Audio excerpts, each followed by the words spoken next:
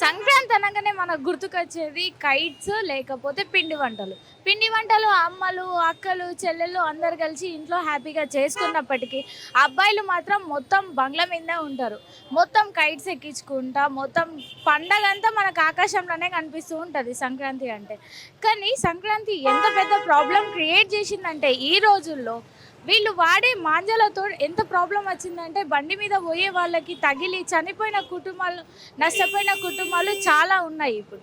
Sankranti start అవ్వకన్నా ఒక 10-20 రోజుల ముందే ఒక ముగ్గురు చైనా మాంజా తగిలి చనిపోయిన వాళ్ళు ఉన్నారు. దానికి రకరకాల పేర్లు ఉన్నాయి. చైనా మాంజాకి కాంచ్ మాంజా అని, చైనా మాంజా అని, ఇట్లా రకరకాల పేర్లు ఉన్నాయి.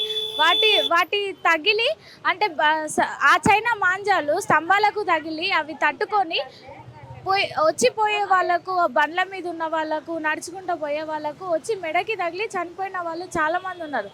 అందులో హైదరాబాద్ కొంచెం ఇరుగ్గా ఇట్లా ఉంటుంది కాబట్టి ఇక్కడనే ఎక్కువ ఇన్సిడెంట్ జరిగినట్టు మనం చూస్తున్నాం. మనం ఇప్పుడు ధూల్పేటలో ఉన్నాము. ధూల్పేటలో చాలా షాప్స్ ఉంటాయి, మనకు తెలుసు. ఇక్కడ హోల్సేల్లో అమ్ముతారు.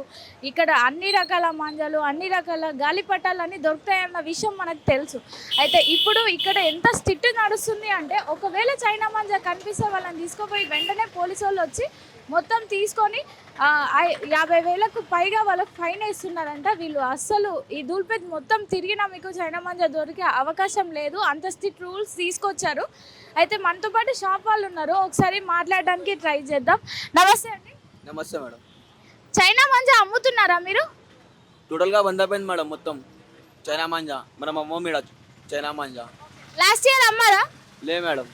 మీకు ఈ అవేర్నెస్ ఎవరు ఇచ్చారు? మన గైడ్లైన్స్ వచ్చినాయి మేడం. మన ఏరియా పిఎస్ నుంచి మొత్తం గైడ్లైన్స్ వచ్చినాయి. There is totally ban of China manja అని. జనరల్గా చైనా మాంజాని అందరు వాడుతూ ఉంటారు కదా, అది బలంగా ఉంటుంది అని చెప్పి. మరి మీకేమన్నా గిరాకీ తగ్గినట్టు అనిపిస్తుందా చైనా మాంజా లేకపోవడం వల్ల? అట్లా అయితే ఏం లేదు మేడం, లేదు. ఈ ఈ ఇయర్ ఏమైనా కొత్త రకాల గాలిపటాలు కానీ, కొత్త రకాల మాంజాలు కానీ వచ్చాయా? ప్రతి సంవత్సరం వస్తూనే ఉంటాయి మేడం, వెరైటీస్. చైనా మాంజా కాకుండా ఇంకా వేరే మాంజాలు కూడా ఏమైనా ప్రమాదానికి గురి చేసే మాంజాలు ఉన్నాయా? మన హ్యాండ్మేడ్ ఉంది మేడం, మయూర్ గోల్డ్ అని. హ్యాండ్మేడ్ మేము యూజ్ చేస్తాం, మేము అదే అమ్ముతాం, అదే వాడతాం. దీనివల్ల ఏం ప్రాబ్లం ఉండదు అంటారా? ఏం ప్రాబ్లం ఉండదు మేడం దీనివల్ల. చైనా మాంజాతో ఏం ప్రాబ్లం ఉంటుంది?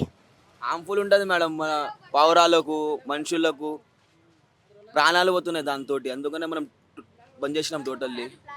ప్లాస్టిక్ ఇంకా మన వైర్ మాంజా అది పావురాలకి మొత్తం.